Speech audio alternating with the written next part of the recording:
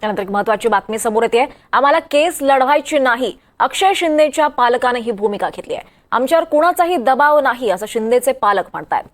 त्यामुळे आता अक्षय शिंदेच्या कुटुंबियांनी माघार घेतली आहे।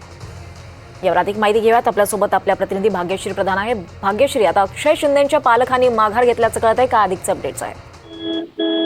नक्कीच दीपाली, अक्षय शिंदे याच्या पालकांनी सध्या आम्हाला कोणतीही केस लढायची नाही, आमच्यावर कोणताही दबाव नाही, मात्र केस लढणं अशक्य आहे अशा पद्धतीची भूमिका घेतलेली पाहायला मिळते। असं असलं तरी सुद्धा कोर्टाने वेगवेगळ्या पद्धतीने आज देखील पोलिसांवर आणि सरकारी बाजूवर भडीमार केलेला आहे। प्रश्नांचा पोलिसांवर बनावट एन्काउंटर केल्याचे आरोप करणारा अहवाल संबंधित पोलीस अधिकाऱ्यांना देण्यास राज्य सरकारची हरकत नाही अशा पद्धतीचं देखील एक स्टेटमेंट सध्या आलेलं आहे। कारण एक जे अहवाल आहे तो देखील मागणी, त्या संदर्भातली देखील मागणी होती, तर राज्य सरकार त्या संदर्भात काही पोलिसांना अहवाल देण्यास हरकत नसल्याचं राज्य सरकारने देखील सांगितलंय।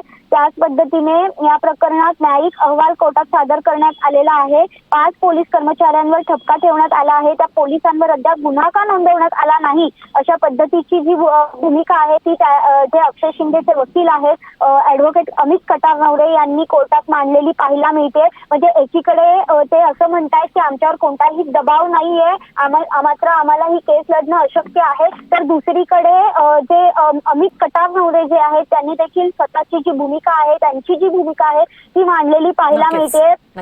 न्यायालयीन चौकशीत देखील पोलिसांवर बनावट एन्काउंटरचा ठपका ठेवलाय आणि हायकोर्टाचे आदेश देखील स्पष्ट आहेत, तर पोलिसांवर गुन्हा नोंदवण्यात काय अडचण आहे? उद्या जर आयोगाच्या अहवालात त्यांना दिलासा मिळाला तर त्यांच्याकडे गुन्हा रद्द करण्यासाठी कायदेशीर पर्याय उपलब्ध आहेत अशा पद्धतीचा जो युक्तिवाद होता तो देखील अमित कटारनवरेंनी मांडलाय। धन्यवाद भाग्यश्री, आपण दिलेल्या या सगळ्या सविस्तर माहितीसाठी।